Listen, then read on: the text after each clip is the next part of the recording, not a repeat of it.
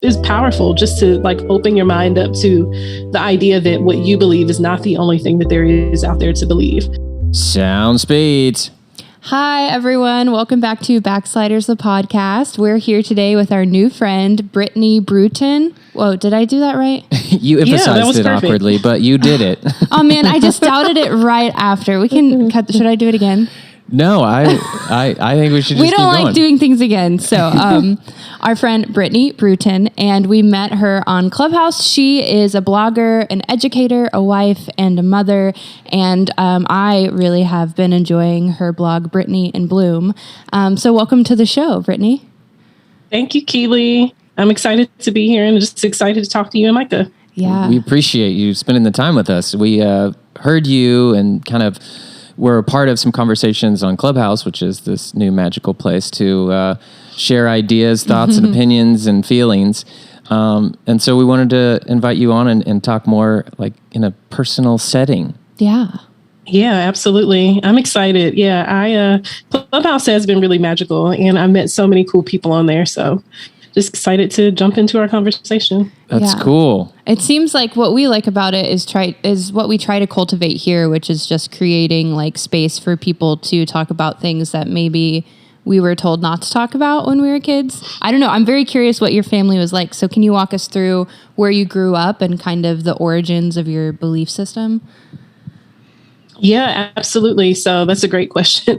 So I actually grew up in Middle Georgia. I grew up in Macon, Georgia, which is like right smack dab in the middle of the state.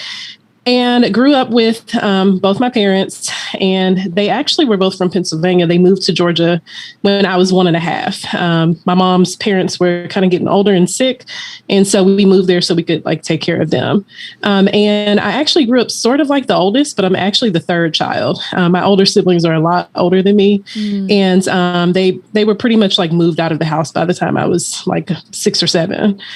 So yeah, just growing up, playing outside every day until the street light came on. Right. Spent a lot of time at church, went to church school and things like that. So had a really real great community, I guess you could say, like an awesome village of people who looked after me and really supported me growing up. That sounds great. What was there a specific denomination?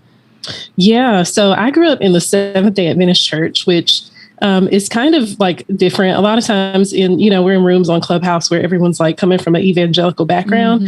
And I would say the Seventh-day Adventist church is somewhat evangelical adjacent, but it's kind of different because you grow up like missing out on all the fun activities because you go to church on Saturday when everybody else is going to like, basketball and soccer or birthday parties or whatever. So yeah, that's where I grew up, the Seventh-day Adventist church. Oh, that's interesting. I don't know how much I know about them. I know. I feel like there's some quirky beliefs, but I can't pin them. You're going to have to tell me what like the most notable things that differentiate. Yeah. So I'm somewhat removed, but to give you like, I guess the high points, most Seventh-day Adventists do like you observe Sabbath. So from Friday night at sunset to Saturday at sunset, you like don't work. And a lot of that time is usually spent like doing family activities or going to church. And the Seventh-day Adventist church is very health conscious. So a lot of Seventh-day Adventists are like vegetarians or vegans. Oh, that's the one. Yeah. Yeah. That's like the biggest study of like veganism or vegetarianism, right? Yeah. They were in the Blue Zone study from Loma Linda, California. There's a big population of Seventh-day Adventists there. And I guess the quirkiest thing is the prophet for the church is her name was Ellen G. White. She basically kind of had like visions and like, she said that God would talk to her, and she wrote a ton of books. And yeah, so it's an interesting church to grow up in. It's pretty conservative. And you really, to me growing up, I just felt pretty much like an outsider when it came to the rest of the world. Like even other kids who went to church, I was like, but you get to go to church on Sunday. Like you get to go to birthday parties on Saturday. So it was real different. Yeah. Right. You had like a way different set of rules. I'm fascinated by this woman teacher because on the one hand, you're saying the church is pretty conservative, but on the other hand, like that's a very progressive situation, right? Yeah, so it's really interesting. She is considered the prophet of the church. She wrote the church manual. Wow. But at the same time, like the church is even like right now going through a big big thing over women's ordination and the role that women are actually allowed to play in the church. So like right now, you can go to the church seminary and get a master's in divinity as a woman. But depending on which conference you're in, you may or may not actually be ordained. And so there's been like a lot of, I guess you could say, like infighting over that. And there've been like male pastors who've been like, well, I won't be ordained if she can't be ordained. And, you know, it's, and that's always been my issue. I'm like, how can we have a church manual in all of these books written by this woman who only had like a, I don't know, 4th or 5th grade education, if I'm remembering correctly. You know, she wasn't that educated. So obviously somebody was giving her all of this information. But you're telling me she couldn't pastor a church because that's just beyond the realm of her ability. So yeah, it's weird. So she's recognized. Sorry. That logic is hard to follow. It is. Yeah, it's very hard to follow because I mean, I just grew up seeing the women do the most important work in the church. Like, you know, the men, I grew up in a church where, you know, the men were pastors and elders. We could have women elders too, but, you know, I saw the women doing all the cooking, the cleaning, the taking care of the kids. They were teaching a lot of the classes, you know, and it just bothers me that, you know, they can do all of that work that's somehow less important than being a pastor. But, you know, the role of the pastor is so, it's so revered that now it's too important for women to do, even though essentially the founder of the church is a woman. So, right. Yeah. But did she not preach? She was never ordained? If I'm not mistaken, no, I don't think she was ever ordained. If I'm not mistaken, both she and her husband did missions work or whatever you want to call it, lay work. But I don't think that she was ever ordained as a pastor. She basically just wrote tons and tons and tons of books. And like, I mean, she literally wrote on everything from how to raise your kids to what to eat to how churches should be run. I mean, you name it, she's written a book on it. I think she might be like the most published woman in the world or something like that, like ever in time. I'm learning so much. Did I hear that they acknowledged her as a prophet?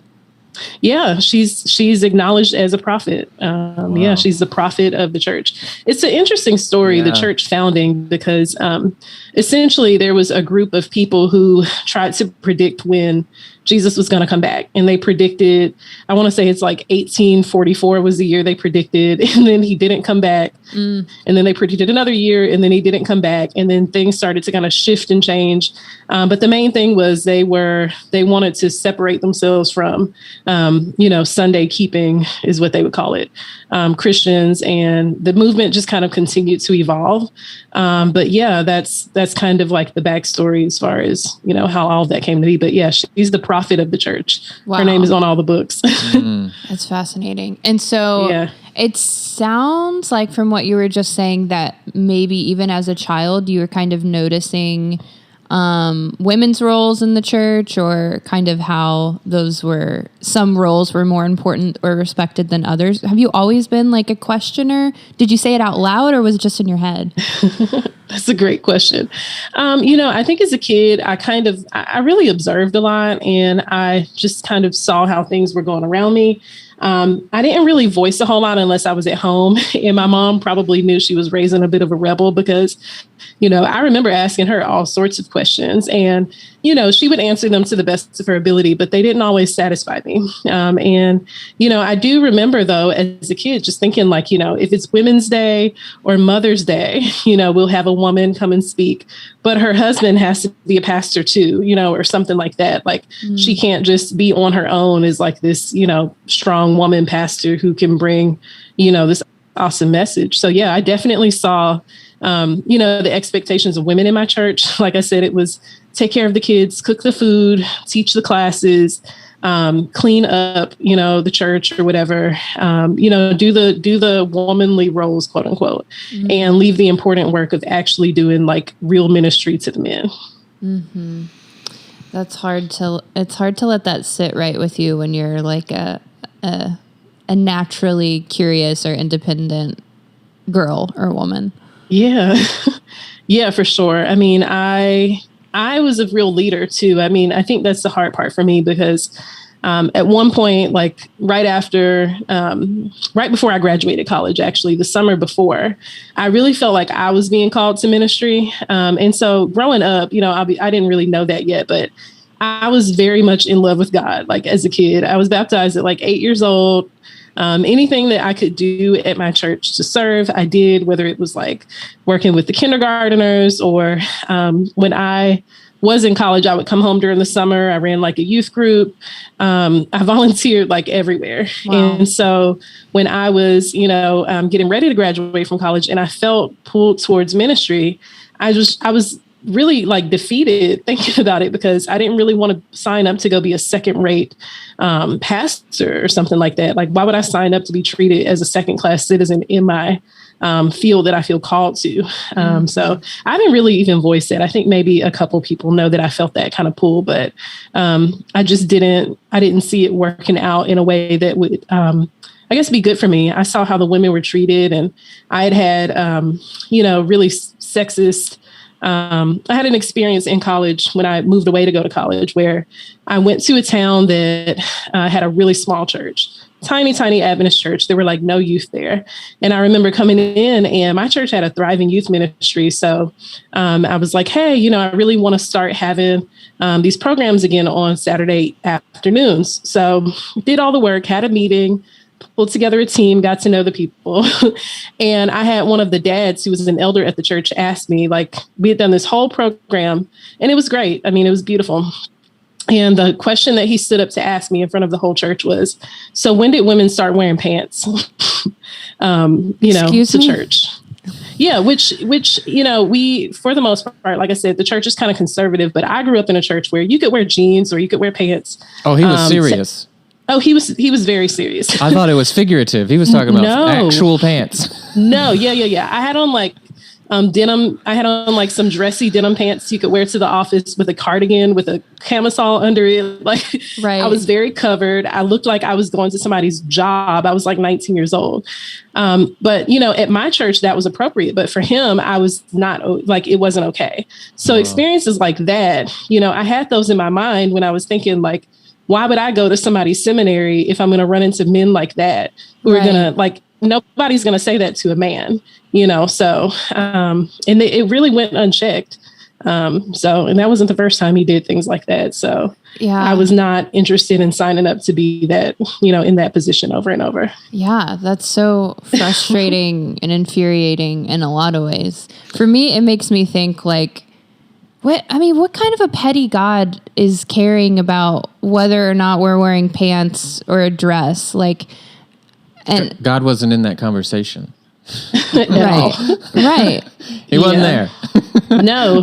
And it's like, it really, I think just seeing those experiences, like, thankfully, like I said, I grew up with a really supportive church community in my church, but moving to different places, like I said, when I went to college and things like that, it showed me that, like, this is normal in some places. Mm-hmm. And when you work in the kind of church that I grew up in, they can, assign you to a church anywhere. So you don't know whether you're going to end up in a progressive community or, a community where the men think that they can accost you because they don't like the color of your outfit, or, women of God don't do this. And so, yeah, I really don't think that there was nothing in that question that was supposed to point me back to God. It was about trying to humiliate me, in front of the church community. So, yeah. That makes me angry. Yeah. Yeah. He ended up being dealt with some years later. He said something rude to a girl in the Wright family, and her parents were there, and it turned into a whole thing. But yeah, he had been doing that stuff for a while. Did you change your behavior? Like, did you withdraw, like, from trying to grow the youth department, or did you start not wearing pants? Like, what was your response? Yeah, that's a good question. Honestly, after that incident, and I realized that that church, unfortunately, with the way that things were set up in my church, if you're a pastor, sometimes they'll assign you 2 or 3 small churches, and you'll travel like from week to week. You'll kind of rotate, and so a lot of times the pastor wasn't there. He really wasn't there most of the time. I was most of that year of college that I was there. And so once I saw that that particular elder was just going to kind of do whatever he wanted and like say whatever he wanted, I just started driving like 45 minutes back home to my church every Saturday. And I just kind of rejoined doing everything at my church on the weekends. And then I go home like Sunday. I go back to college like Sunday night or whatever.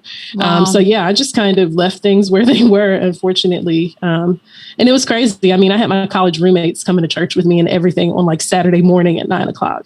Wow. So yeah, it's really sad, but I enjoyed going back to my church. So yeah, it was worth the extra commute. It sounds like. Yeah, for sure. So for sure. You mentioned earlier that like you were wondering like what path you should go on after college. I guess what kind of path did you end up going on? Yeah. So I actually graduated college with a middle level education degree, and that was quite the journey to get in there too. But ended up graduating, and I moved out of state for a year. I lived in Pennsylvania for a year, close to family, and ended up working at a healthcare company. And then actually got connected to someone who had connections at a school. And I did a long-term sub job in Philadelphia. And then my dad called me. He called me like 3 months later and was like, hey, can you think about moving back to Georgia? Your grandmother's getting older. And so I actually applied for a teaching job in Gwinnett County, Georgia, which is where I live now. And ended up getting a teaching job, taught here. And yeah, I taught here for 3 years before me and my husband got married, and then we moved and ended up coming back. So wow. I went to the classroom. That's nice. And you get to be near family. And I know you're a mother, so I'm sure it's really nice to be around family with your own family as well.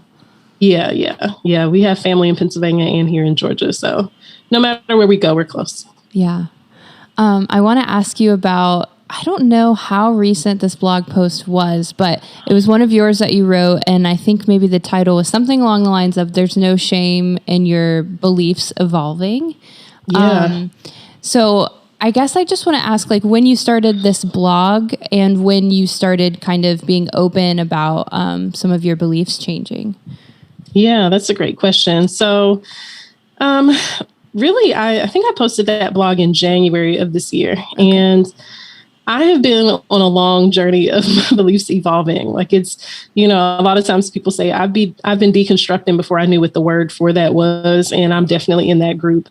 Absolutely. So I have been really afraid of like what my family in the past, I've been very afraid of like what my community and my family would think, all the people who grew up at church with me and things like that, what they would think if I started sharing that things had changed. But I was really sick last summer, like bedridden, couldn't take care of myself, and had a really complicated journey of getting a diagnosis for an illness that I have. And I actually ended up spending 4 days in the hospital, went, with like chest pain, and they were like, you could have cancer, and started testing me for everything. And, there's something about being in a hospital by yourself because it's COVID. Nobody can come with you. But there's something about being in a hospital and, they're saying it could be this cancer, it could be that cancer, or your heart could be failing. That really makes you think like, why am I shrinking myself to make anybody else happy when in this moment it's just me here? Wow. And so, so I had actually started reading some Rachel Held Evans books before that happened. I had been reading Rachel Held Evans because I was bedridden for a few weeks and had gone through a few of her books.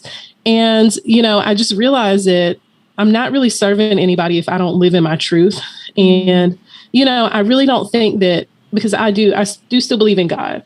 But I don't think that God is pleased by me faking the funk. I think that it's more honoring to me. It's more honoring to my community and to God too, for me to be honest about what I do and don't believe anymore. And so, that's kind of how I got to that conclusion. But at this point, I think that a lot of the people in my community who, I may have been concerned about like disappointing before. At this point, I'm just like, this is who I am, Right. I don't want to say take it or leave it, but I accept you as you are. So it's up to you whether you choose to do that for me. Yeah. So, wow, what a powerful experience. I'm sad to learn that you had to experience that, especially being alone in the hospital. Like I've never had to be in the hospital for my own health, but we've had to be there for family. And I can't imagine going through that entirely alone. But on the same hand, like, what a gift that kind of experience can be, like, with what it did for you to just kind of, you know, wake you up a little bit more to the fact that, like, oh, all I have is now. Why am I caring what these other people think or don't think? You know what I mean? Yeah. Yeah, for sure.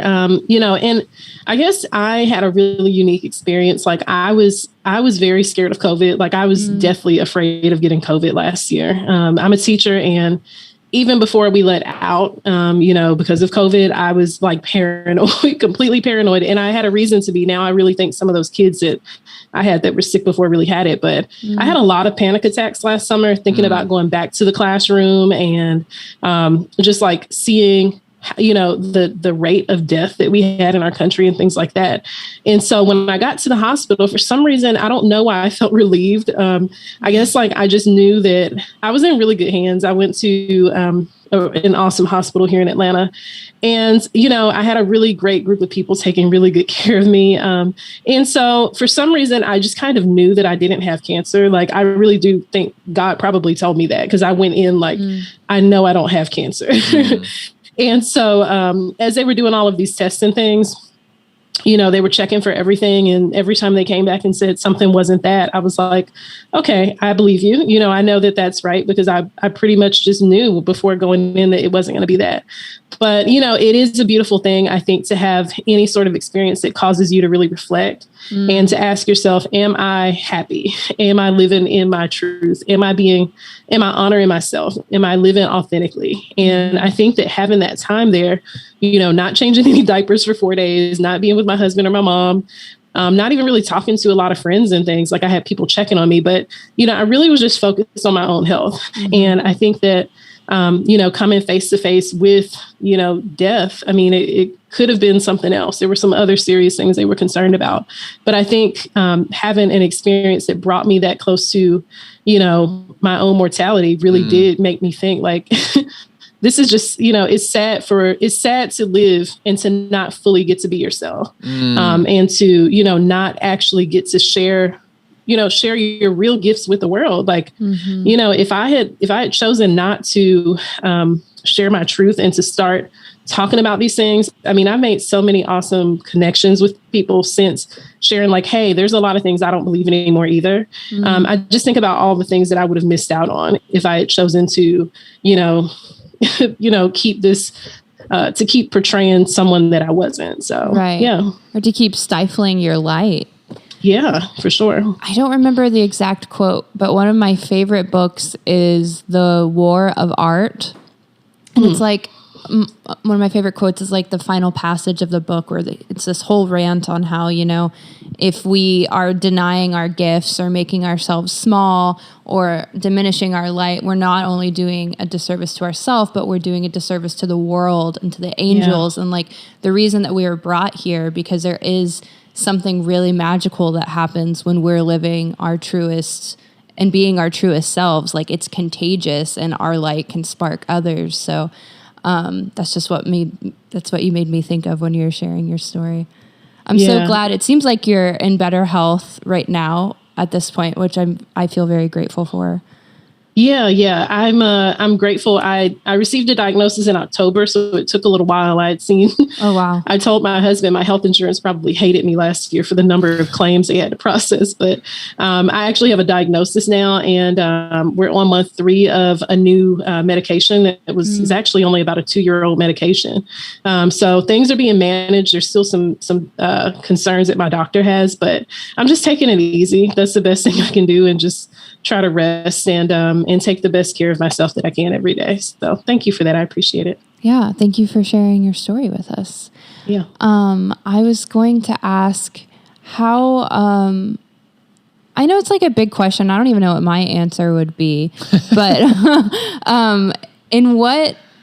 is there a way that your belief of God or your relationship to God has really shifted since you were a little girl to kind of where you've arrived today? Not that you have to arrive anywhere. Yeah. Right. Yeah, it's so fluid.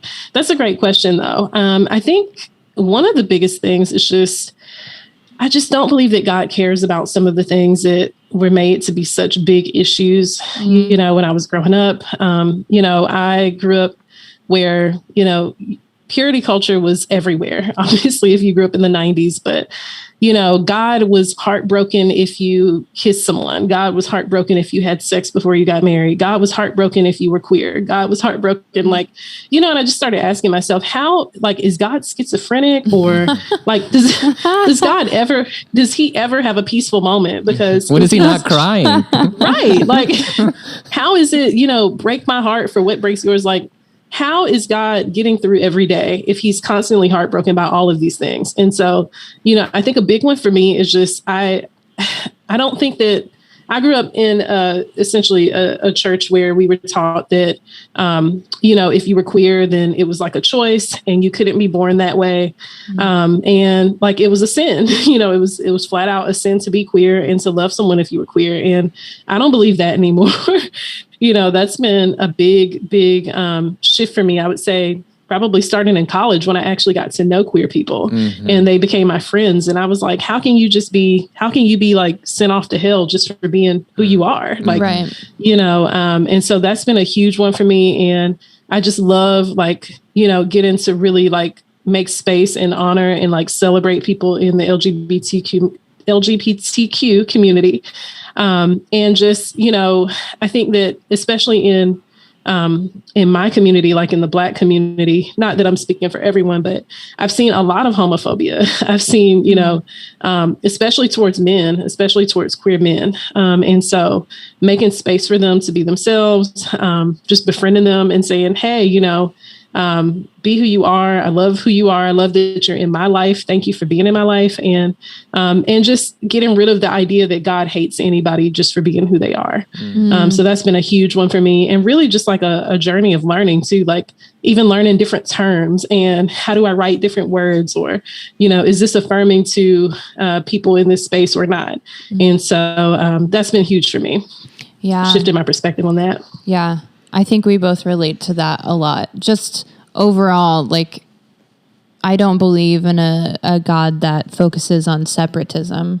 And when I feel myself trying to separate myself from others, I always try to question that, because that seems the opposite of love, which I think was, at least in my mind, the whole point of the Jesus story, which was right. This radical love of others, that no matter, how different they are from you, or how, what's on their skin, whether they're sick, whether they're poor, whether they're marginalized or not, just having love for each other. It was definitely a young, deconstructing kind of catalyst for me. I was a theater kid, but I was homeschooled before I got to go to public school and get into theater.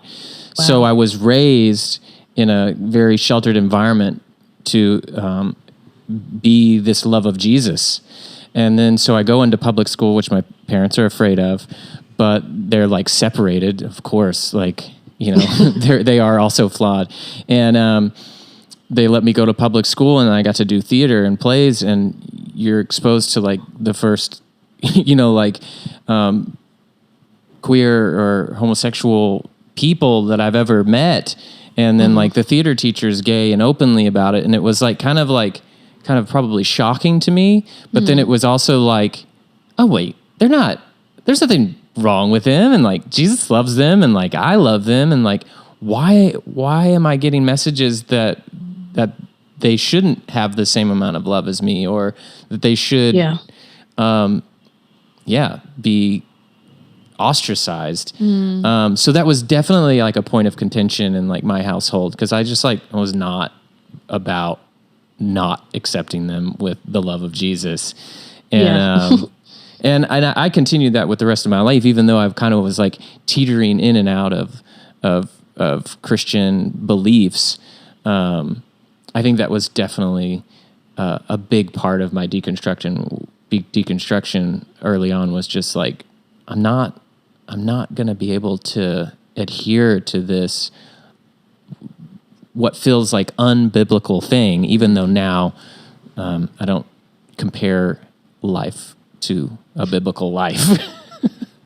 Same.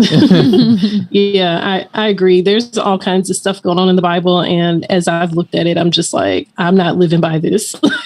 There's a lot of things in there. I'm like, there's some good principles, but there's some horrific stuff in there. And if you expect me to take that and use it as fire and brimstone and try to hurt people, I'm just not going to do it. So yeah, I can definitely relate to, just kind of seeing that. And my sister was a theater kid. So, even like seeing Rent was like a big thing for me. I was like, oh my gosh, people live like this, And so, just learning that there's life outside of the Christian, quote unquote, like bubble and lifestyle or whatever, and that's okay. Yeah. Totally. Yeah. So it sounds like you didn't go to a Christian college. No. I went to church school. My church had a school there. It was K through 8. And I went there from about kindergarten to like 3rd grade and then did public school from there. But I went to Georgia State University. I actually went to a few colleges, but Georgia State is where I graduated from, which is downtown Atlanta. And so, I was able to meet literally people from every walk of life at Georgia State. And that is really, that's a part of why it was such a great experience for me, because I was exposed to so many people and just my view of the world really expanded there. Yeah. I think that's why it's so important for people to, at least through school, leave their home environment or the only community they've known.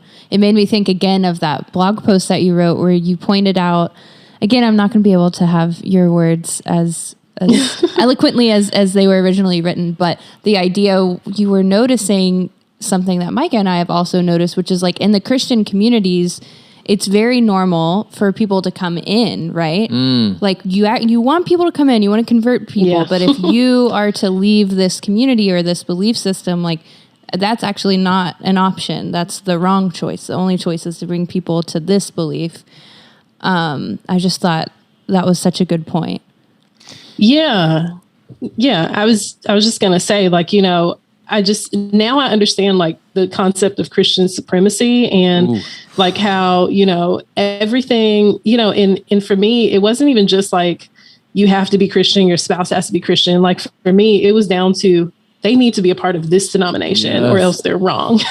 And I know a lot of us who grew up in like really conservative, like church spaces, like if you go to another Christian church, even that's not okay. So yeah, like it really bothers me that, it's like, this is the only way you can live. And, if you ever explore or ask questions or go read another holy text or educate yourself on, another religion or any of that, like all of that's looked down upon or, frowned upon. And I don't understand like how lacking education is supposed to ever be a good thing.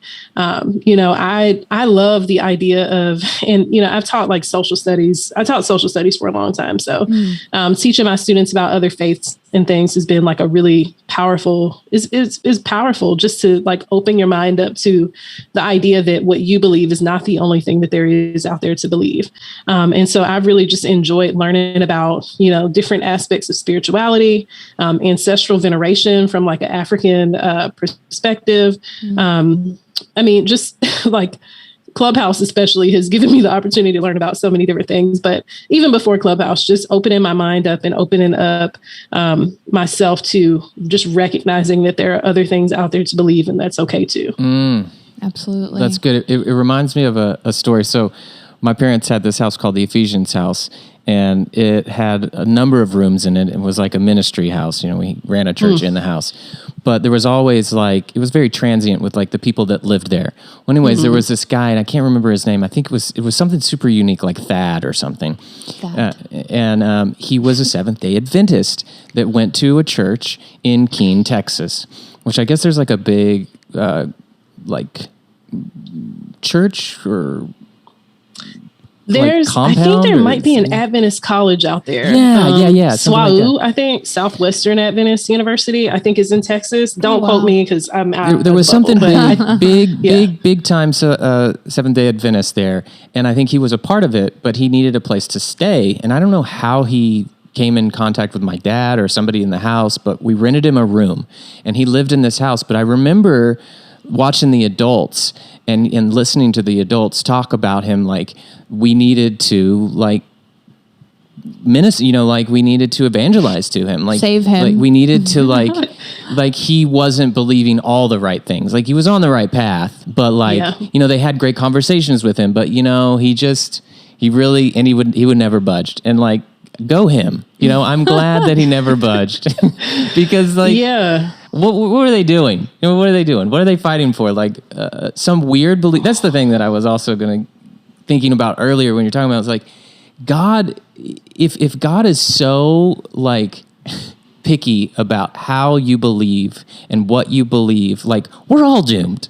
We're all doomed. Like it's just silly. It's like, I think of Christianity as like this long combination lock with like 200 numbers. And it's like you get one number wrong and then you're going to hell.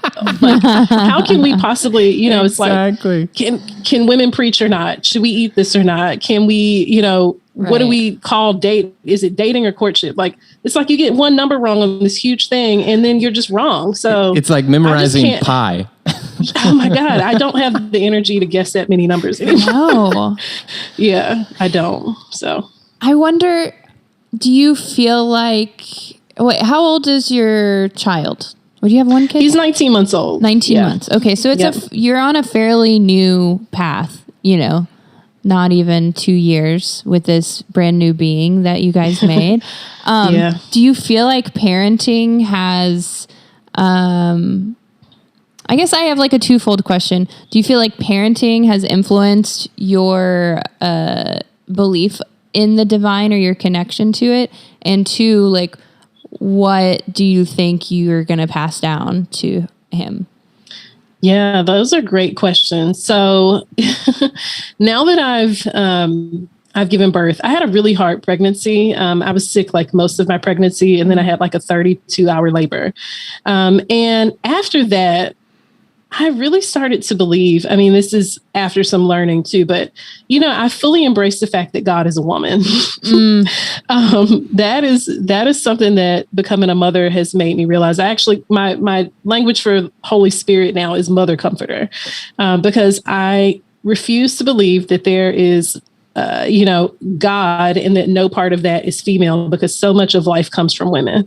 And so now I can actually approach God differently, because I know that a part of God can at least empathize with what I go through or what I've gone through, and can help me, in mothering and being patient, and being comforting and loving and nurturing. So that's been a huge thing for me. And I think too, just knowing that I want to raise my son to be someone who loves other people and doesn't love them based on conditions like I was taught to love people. And so, I think about like how I want him to treat women. I think about how I want him to treat people who have less than he has. I think about how I want him to treat people with disabilities.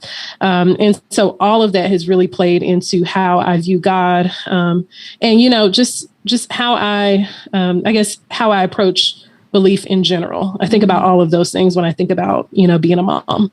And I think the second part was, what do I want to pass down to him? Mm-hmm. Yeah. I guess what I want to pass down to him is like the power of like self-love. I think that a lot of times in church spaces, we were taught that we were evil and, inherently wicked. And what I noticed that did was it really, even purity culture kind of plays into this, but like it created a disconnect between us and our bodies.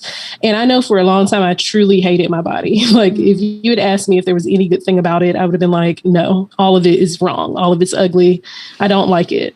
And so, now that I have both kind of shifted and evolved in belief, and because I have an illness, I'm starting to realize how incredible our bodies really are. And like just the fact that my body went through absolute hell last year and I'm still here. My body shows up for me every single day. It tells me when something's gone wrong.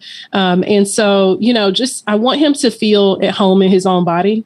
I want him to know that you're not inherently wicked. You're not like a terrible person. I want him to follow his heart and listen to his intuition.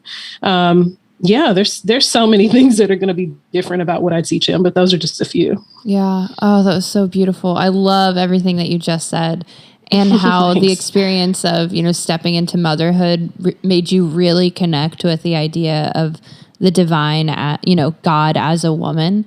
Because I think that's something that I didn't have the language to verbalize why it didn't sit right with me when I was in church as a young girl. But now that I'm older, I feel like there was always that separation, this idea that God is a man and God is a father. And, I wasn't treated well by my father, my earthly father, as they would say. And so that did affect me trying to understand this biblical father who also in the Bible did some things that I would say is not great fatherly things as well. But then also how can I relate to the divine, and how can the divine be fully accessible to me if we are different genders? So part of my deconstruction has been deconstructing the idea of God as a man. And what I really like nowadays is this idea that it's whatever divinity is, it's both. It's maybe it's closer to two spirit, like what the indigenous people honor, the male and the female divine. But there is such a power in femininity and in what you did as a mother, what any mother does, what all of our mothers did, bringing life in from the other side, just that inherent connection to the great mystery of life is so powerful. And you made me think, I'm recently reading a book by Elizabeth Lesser. I don't know if you know this author. She has a new book called Cassandra Speaks, but I think I'm reading The Seeker's Guide. Anyway, but on a podcast recently, she was talking about how she's noticing just how much we glorify the masculine in our culture. And for example, most of the statues are very problematic in America for many reasons.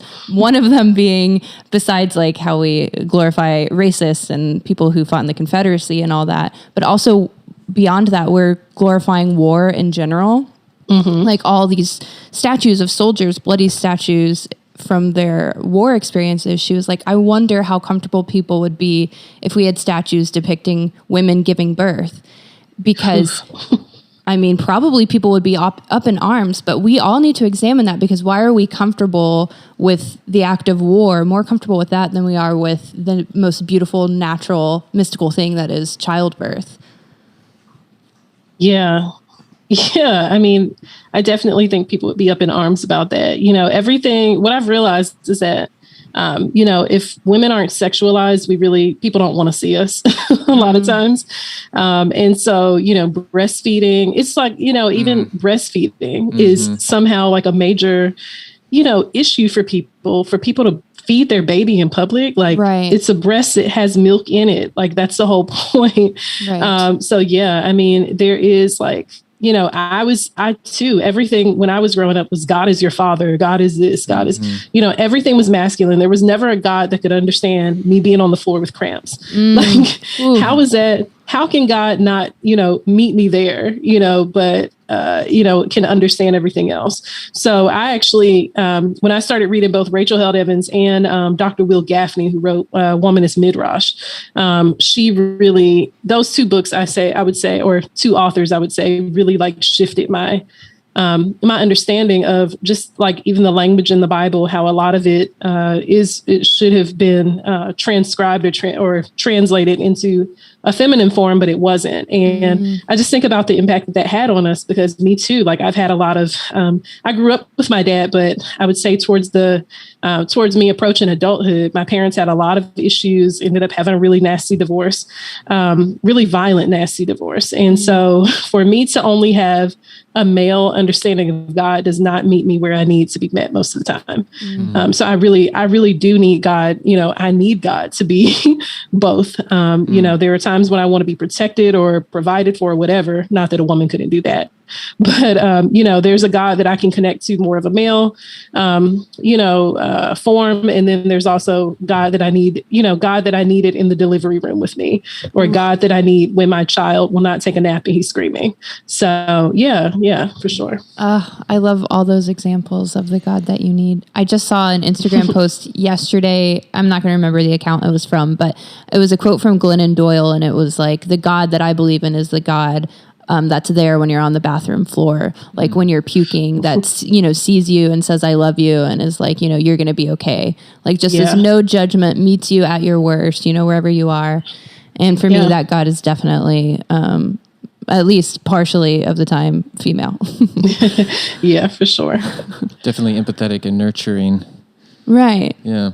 Yeah, I don't know if God has a gender, but it's definitely seems to be feminine traits. Right, nurturing. Yeah, traits or whatever. I just know that I need God to come give me a hug, and not some of the other things. I need God to hold me sometimes, and usually that happened. That was my mom doing that. So yeah, that's so true. It makes me wonder if those traits, like, I was inclined to say those were feminine traits, but why are they feminine traits? Are they feminine traits because we've been groomed to believe they're feminine traits, and I'm as a masculine human am not supposed to be. I don't know if people would consider me a masculine human, but I'm not supposed to be empathetic and nurturing, and so if I am, then I'm feminine. Well, I was thinking earlier when you were speaking, I feel like I'm wondering if we've all experienced, and I probably know the answer to this, and if it's kind of something that we can all relate to, which is mainstream American God, is that God toxic?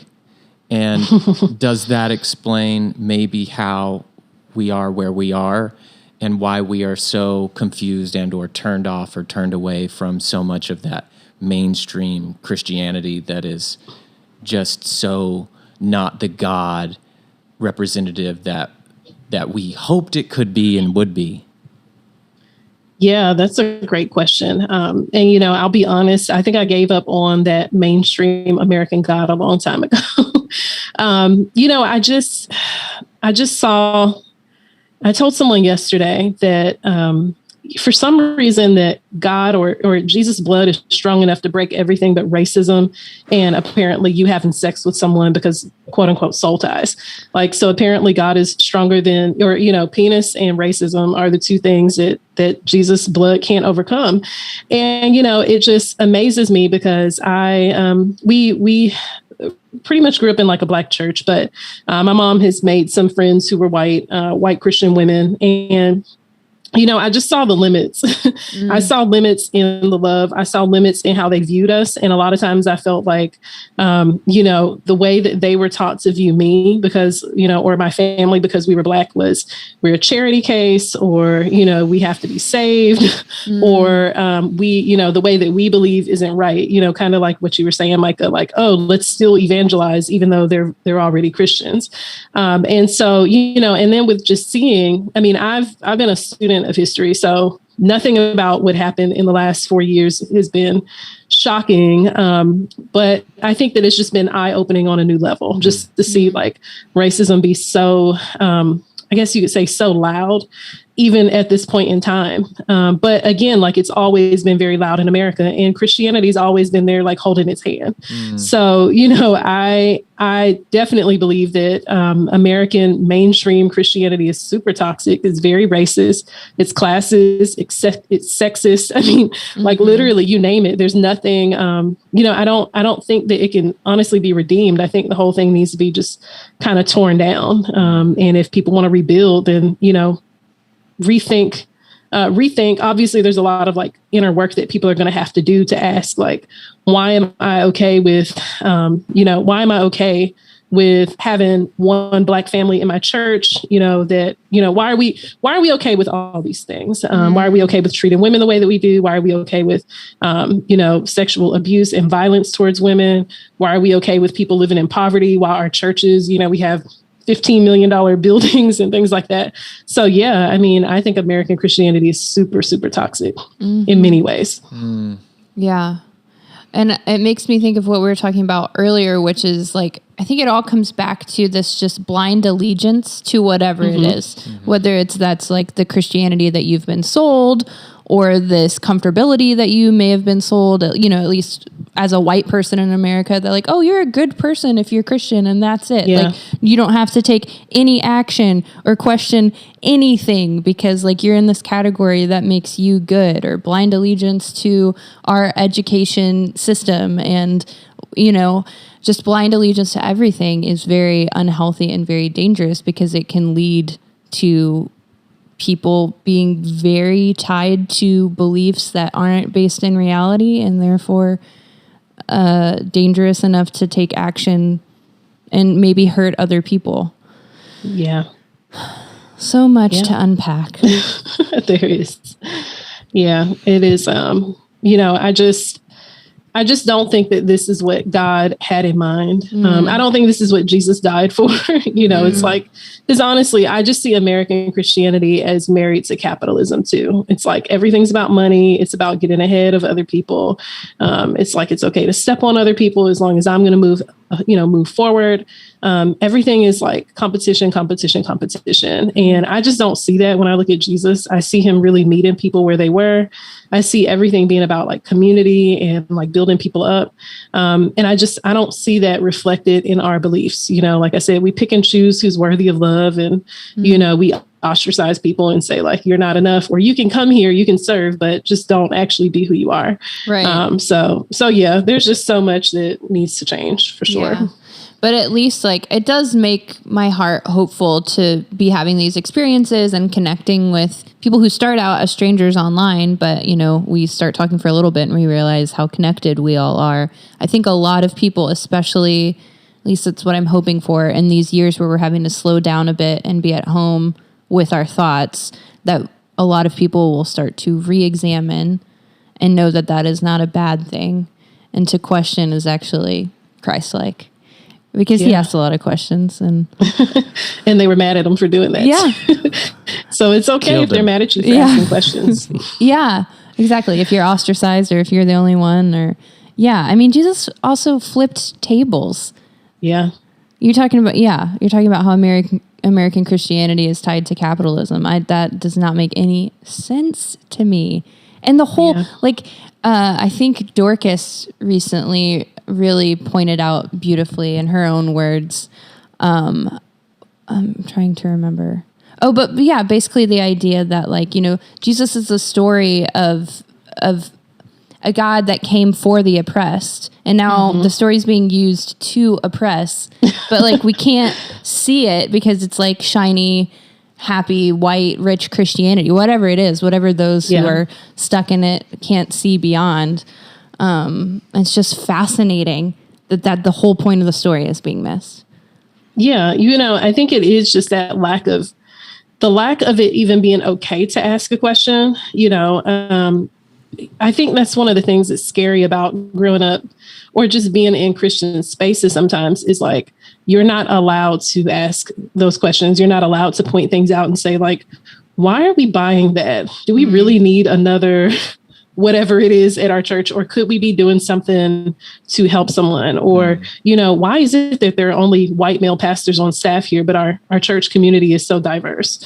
Or why is it, it's like, you can't ask those questions because then you're bucking up against authority. You're not honoring your leadership. You're not honoring, there's all of these words for just do what we say.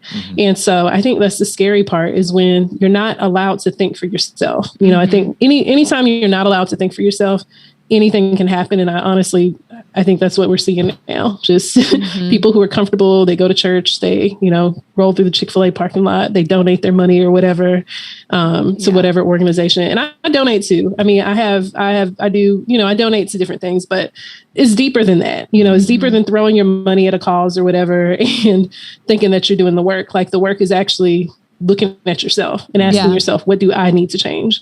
What beliefs do I have that need to shift? Or, am I racist? Am I sexist? Am I classist?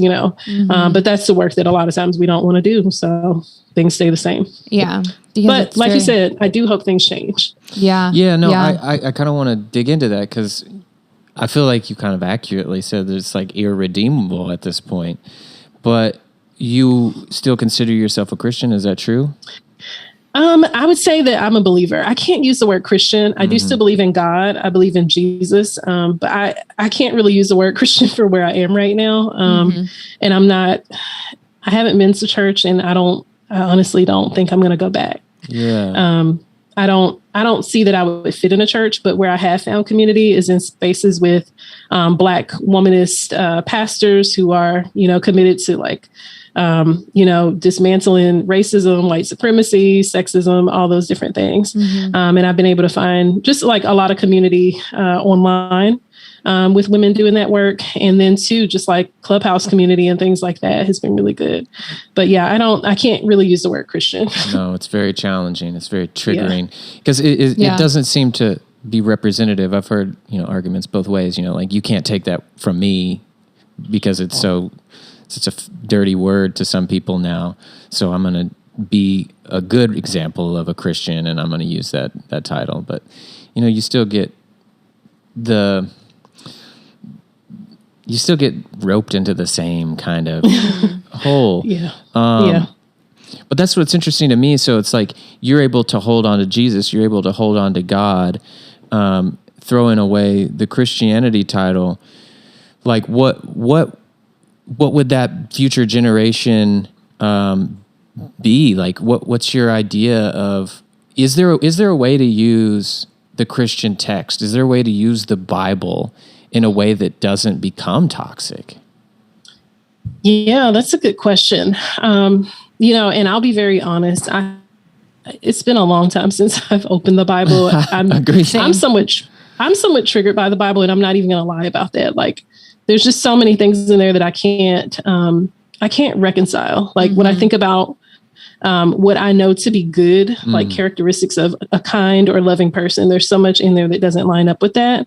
And so I would probably from this point on just kind of look at the Bible as a text, like a book to read. I don't look at it as like a life manual at this point. I think that there are really good principles in certain books of the Bible. I think Proverbs is full of wisdom and things like that. I think that there are practical things that you can take, but there's some stories in there that I'm just like, I don't know what lesson I'm supposed to get from, Queen Vashti saying I'm not walking around naked, but then Esther comes and saves, all the Jews. Like, what message am I supposed to get? There's just so many stories that I can't really find the lesson in. So I don't see me using the Bible to teach my son how to be a good person per se. I think that I can get that sort of wisdom from all sorts of texts, and they don't have to be religious texts to do that. So for me at this point, honestly, the Bible is going to be a book next to novels on my shelf and things like that. I can read it, but it's not going to be, it's not my life manual at this point. So do you see, I'm asking like such like no, prodding questions. I feel like, no, this is good. I feel like you're interested in having these deep, interesting, like way forward conversations. Yeah. So do you consider Jesus a good story and a good example to emulate, or do you consider Jesus your Lord and Savior? That's a great question. And honestly, I don't know. That's good. That's great. I don't know. I just think I'm in a space where, I love Jesus for who he was when he was here. I still pray and I'm asking God and Jesus and Mother Comforter, like, help me figure this out, guide me. I think I still think of them as God, like in a I belong to you sense, but I feel safe to say I don't agree with that. I feel safe to say this happened, these Black women are being murdered, last summer or whatever. Black women are being murdered and I don't see anything changing. Or why is it that, I drank kale and exercise and did all the things, literally was like the healthiest vegan in the world, and I still have this really rare blood condition that does not run in my family. Like, I feel comfortable asking those questions now. And I think that before I felt that God kind of had me at my neck and I could never, there was like no talking back, no asking questions, no this, no that. So at this point, I feel like I can have a conversation with God and say, what in the world is going on in this story in the Bible? Like, why is this even there? What are you trying to tell me with this? Like, this isn't how I want women to be treated, or I can't agree with that. So yeah, I'm in an interesting space where I'm still figuring out exactly what I believe about God, about Jesus and all of that. But right now I still pray and I still ask for help and I ask for guidance. And I believe that they're giving me the space to figure out what I believe without being, without crying at night. While I'm doing it. So Yeah. I love that. Yeah. I love your candor and how you are so comfortable saying, I don't know. And, exploring these questions and, letting like you said in your blog, letting there be no shame in re-examining. I hope we get to have you on and talk more about your journey, maybe a little bit later on. You spoke with us a little bit earlier about maybe starting a podcast, so we will circle back with you when that's up so we can do another collab and send people that way.